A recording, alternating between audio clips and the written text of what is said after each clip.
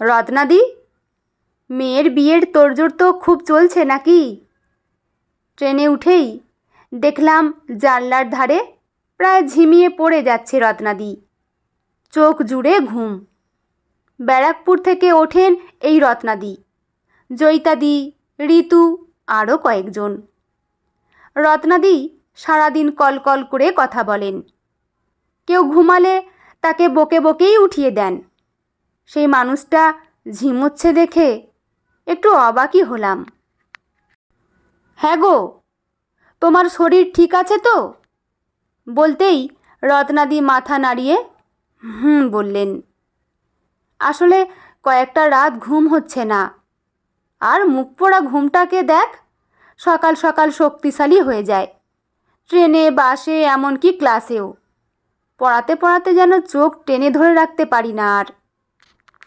কথাগুলো বলার সময় খুব করুণ লাগছে রত্নাদির মুখটা। সামনের মাসে একমাত্র মেয়ের বিয়ে, তাই নিয়েই বোধহয় দুশ্চিন্তা।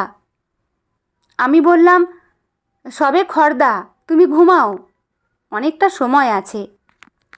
রত্নাদি হাসি মুখে চোখ বন্ধ করলেন। ট্রেন দুলছে, সাথে দাঁড়িয়ে থাকা আমরাও। বিধাননগরের আগে বসার জায়গা পাবও না। অন্যদিন এই রত্নাদি বেলঘড়িয়া গেলে উঠে বসতে দেন। শুধু রত্নাদি বলছি কেন, ব্যারাকপুর থেকে যারা বসে আসেন সবাই উঠে দাঁড়ায়। ট্রেনে আজ হাসি ঠাট্টায় বেশ ভাটা পড়েছে। আসলে মজাদার মানুষগুলো ঝিমিয়ে পড়লে পরিবেশটা এরকম হালকা হয়েই যায়। বারবার চোখ যাচ্ছে রত্নাদির মুখটার দিকে। কেমন যেন মায়ের মতো লাগে মুখখানি। কোনো মিল নেই চেহারায়, কিন্তু লড়াইয়ের মিল আছে। শুনেছি মেয়ে হওয়ার 8 দিনের মাথায় ওনার স্বামী মারা গেছিলেন। কিডনিতে একটু সমস্যা থাকলেও মারাত্মক খুব কিছু ছিল না। কিন্তু ওই যে মারে হরি রাখে কে, সেই থেকে মেয়েকে বুকে নিয়ে একলা পথ চলা রত্নাদির। দুধের শিশু তখন পম। আমি তো তাও খানিকটা বড় হয়ে গেছিলাম বাবা যখন মারা যায়। রত্নাদি বলেন, ওনার স্বামী মারা যাওয়ার পর 1 মাস মতো আত্মীয় স্বজনদের বেশ ভিড় ছিল, কিন্তু তারপরেই কেমন সব ফাঁকা হয়ে যায়। হরির একটা আশীর্বাদ ছিল যে রত্নাদি শিক্ষিকা, একটা উচ্চ মাধ্যমিক স্কুলের জীবন বিজ্ঞানের শিক্ষিকা। তাই আত্মীয়রা সরে গেলেও খুব একটা অসুবিধা হয়নি। মেয়েও দারুণ হয়েছে। কত অল্প বয়সে কি সুন্দর একখানা চাকরি পেয়ে গেছে ব্যাংকে। আমার মনে হয় একা হাতে মানুষ করেছেন বলেই বোধহয় মেয়ে এত সুন্দর নিজের পায়ে দাঁড়াতে পেরেছে।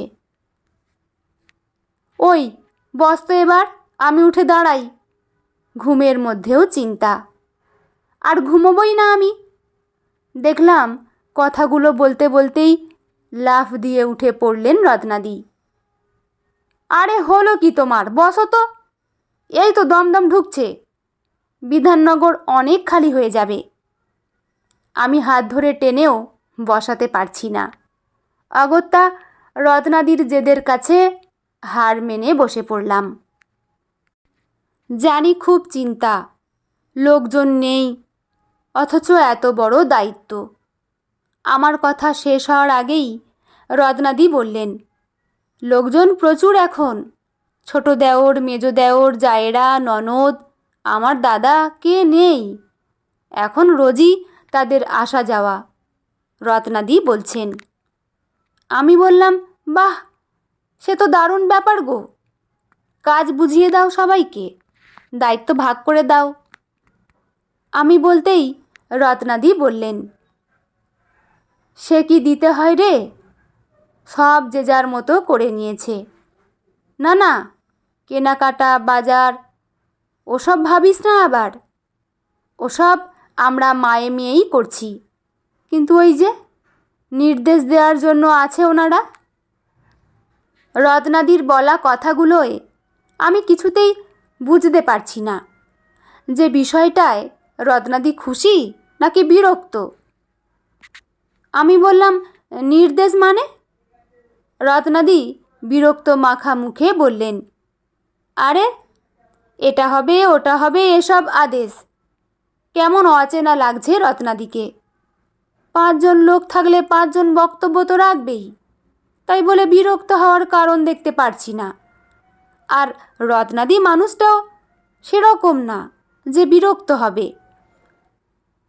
খুব চিন্তায় আছি জানিস, হঠাৎ বললেন রত্নাদি। গলাটা একটু নামিয়েই বললেন। আমিও আর একটু আন্তরিক হয়ে বললাম, কি হয়েছে গো? রত্নাদির চোখটা ছলছল করছে। মেয়েটার জেদের সাথে আর পারছি না রে, একদম বাবার মতো হয়েছে বলেই হাতের পাতা ঘুরিয়ে চোখটা মুছে নিলেন। আমি একটু ভয়ই পেয়ে গেলাম। রত্নাদির মেয়ের জেদ, কি ভালো মেয়ে পম। রেজাল্টটা ভালো মেয়ের পরিচয় নয়, কিন্তু সব দিক থেকেই মেয়েটা বড্ড ভালো। এত বোঝে মাকে, সেই মেয়ের জন্য দিদির চোখে জল। ভয়ে ভয়েই জিজ্ঞেস করলাম, কি করেছে গো ও? রত্নাদি এই প্রশ্নটার অপেক্ষাতেই ছিল। ওর বড় কাকা আর ছোট কাকা দুজনেই চায় কন্যাদান করতে। দুজনের কারোরই মেয়ে নেই। এরকম শুভ কাজের সুযোগ কেউ নষ্ট করতে চাইছে না বলে একটু থামলেন রত্নাদি। তা তোর মেয়ে কোন কাকাকে চাইছে? পাশের শর্মিলাদিও ততক্ষণে রত্নাদির আলোচনায় কান দিয়েছেন বলে প্রশ্নটা করার সুযোগ পেয়েছেন। রত্নাদি দীর্ঘশ্বাস ফেলে বললেন, কোনো কাকাকেই না। ও চায় ওর মা কন্যাদান করবে বলেই মাথা নিচু করে নিল রত্নাদি। মনে হয় মেয়ের কথায় মরমে মরে যাচ্ছেন। এ আবার কি অলুক্ষণে কথা, ছি ছি, বললেন শর্মিলাদি। ওনার কথায় রত্নাদি যেন মাটিতে মিশে যাচ্ছেন প্রায়। মেয়ের দোষ ঢাকার জন্য বললেন, কি করি বলতো, এই কাকা মামা কেউই খুব কাছের হয়ে উঠতে পারেনি মেয়েটার। যোগাযোগ বলতে নেমন্তন্ন বা পুজো এসবে দেখা সাক্ষাৎ, আর বড্ড মুখচোরা মেয়ে আমার বলেই নাক টানলেন রত্নাদি। তোর দেওররা কি বলছে? তোর মেয়ের শ্বশুরবাড়ি? শর্মিলাদি জিজ্ঞেস করায় রত্নাদি বললেন, জামাই রাজি, কিন্তু ওর মা বাবা এখনও জানেন না। আমার দেওরদেরও বলিনি। তুমি কি চাইছো রত্নাদি? সরাসরি জিজ্ঞেস করলাম আমি। রত্নাদি একটু ভেবে বললেন, যদি জিজ্ঞেস করিস বলবো মাত্র 7 দিনের মেয়েকে একা বুকে আগলে মানুষ করেছি তো। পটি পরিষ্কার থেকে আধো কথা, সেখান থেকে শব্দ বলানো, খেতে শেখানো। জানিস, কিছুতেই মেয়েটা আমার বি আর ডি বুঝতে পারতো না। মনে আছে, ডগের জায়গায় বগ লিখে আসতো বলে খিলখিল করে হাসছেন রত্নাদি, চোখে তখনও জল। সকালে উঠতে পারতো না আমার মেয়েটা, রাত জেগে পড়তো। কত রাত জেগেছি। তারপর ঘুম চোখেই পরের দিন স্কুল। যখন চাকরি পেল, সেই দিনটা কতক্ষণ মা মেয়ে দুজন দুজনকে জড়িয়ে কাঁদলাম। বসেছিলাম ওভাবে প্রায় ঘণ্টাখানেক। সেই মেয়েকে যদি দিয়ে দিতেই হয়, সেটা আমিই করব। আমার সামনেই মেয়ে সিঁদুর পরবে, 7 পাকে বাঁধা পড়ে ঘুরবে, আমি ওদের দুজনকে ঘোরাবো। বলে মাকে নাকি বিয়েই দেখতে নেই। বল দেখি তোরা, আমার চেয়ে ভালো কেউ চাইতে পারে পমের?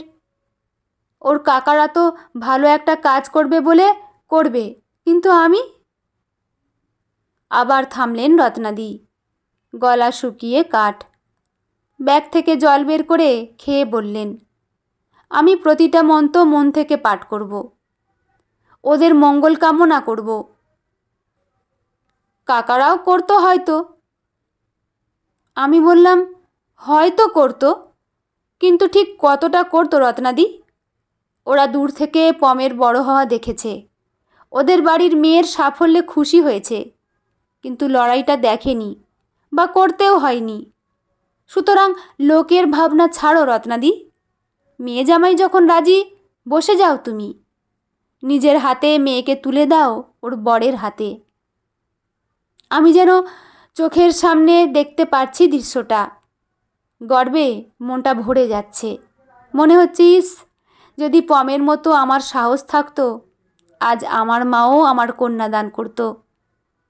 একটাবার মা আসেনি সামনে সেদিন, অথচ বাবা মারা যাওয়ার পর ওই মানুষটা ছাড়া একটা মুহূর্ত ভাবতে পারিনি।